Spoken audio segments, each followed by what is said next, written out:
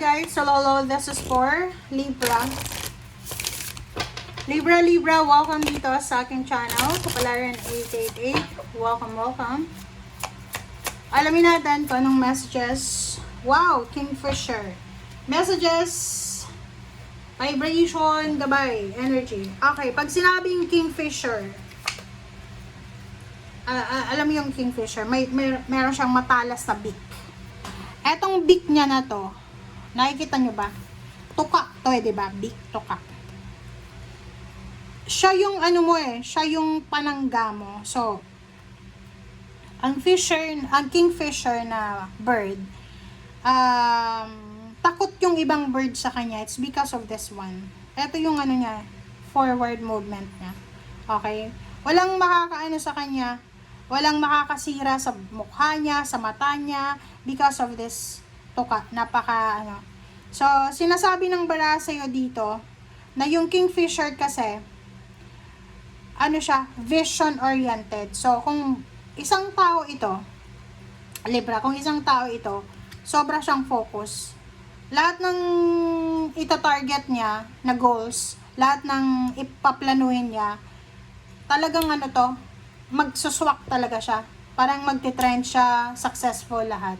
So, sabi ng bara sa'yo dito, kung ikaw Libra ay bilang isang Kingfisher, ganyan ka, kahit anong bagyo pa ang dumaan sa'yo, kahit ano pang pagsubok, obstacles and challenges, manatili ka lang na pasensyosa, and focus ka lang sa goals mo. Walang sino man ang makakatalo sa'yo. Walang sino man ang makakahadlang sa journey mo. Parang ganun lang yun Okay? Focus ka. Focus. Parang halimbawa, ang daming ingay sa paligid mo. Maraming gulo sa pamilya, maraming gulo sa negosyo, sa kamag-anak, sa trabaho. Pero, dapat ilagay mo sa isip mo kung ano yung focus mo talaga. Okay? Kasi kung ano yung focus mo, doon ka dapat nakatingin. Okay? So, Kingfisher to. Ito yung favorite na bird ko siya. Para siyang tawag dito. Yung kahit malayo pa, like, yung distance niya 1 kilometer away. Napakalayo naman. Kahit malayo pa yung yung time, ready ka. Parang ganun. Alright, Libra.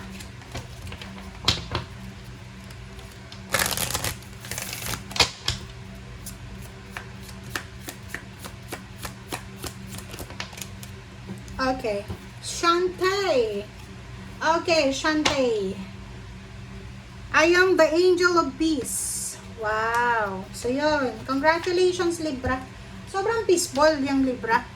So, sabi sa ni Archangel Shantae, siya daw ang angel ng peace. So, bibigyan kanya ng bagong peace of mind, new tranquility, and smoother road ahead. So, yun. Huwag kang mag-alala. Huwag kang masyadong ma-stress, ma-depress, or whatsoever man, kasi nasa tamang direksyon.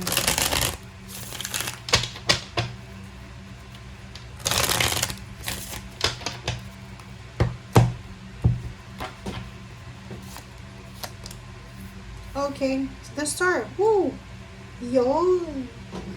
Ito yun. Diba? So, Kingfisher to Diba? O, tingnan mo.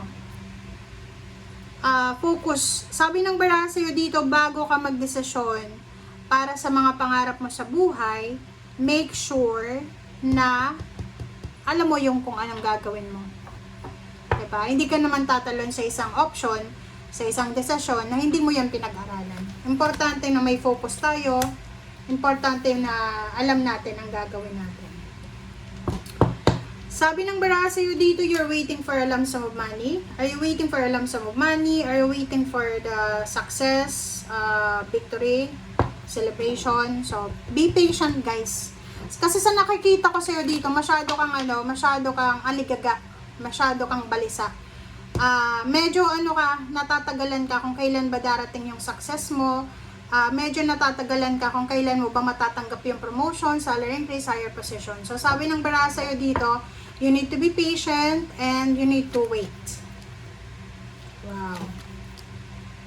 So, the Wheel of Fortune is here. So, sinasabi ng barahan na there's parang achievements, there's parang union, achievements, victory and success na parating sa'yo, lalo kung ikaw ay nasa ibang bansa.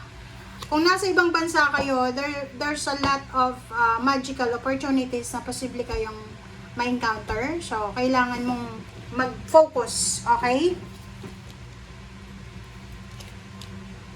Okay, so nakikita ko medyo natatakot kang mag-travel, natatakot kang mag-relocate, or natatakot ka sa posibleng actions mo. Sabi ng bara sa'yo dito, kung alam mo na hindi mo kaya, magdalawang isip ka muna. Diba? So, wag nating ipipilit yung pagta-travel na yan kung hindi pa natin kayang mag-solo travel. Wag nating ipipilit na magbakasyon, international or kung saan pa man, kung hindi natin kaya financially. Sabi ng bara sa'yo dito, kung hindi mo kaya yung trabaho, yung obligation, sumingi ka ng tulong. King of Cups. Sabi ng bara sa'yo dito, the best option na gagawin mo ngayon is yung manahimik ka. Maging peaceful, mag-focus ka lang sa family mo, sa peace of mind mo, ganyan.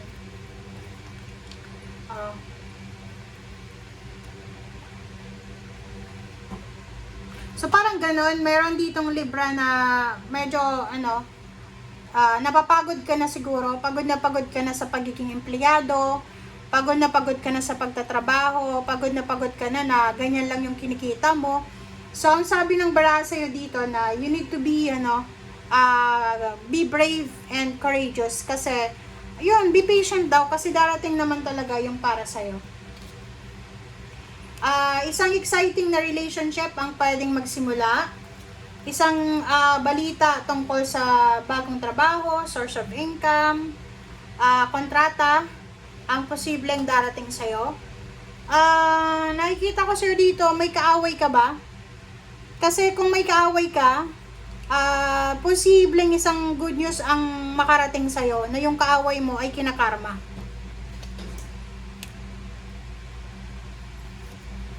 So, there's a happy celebration na paparating sa'yo, Libra. Emotionally, you will be super happy dito.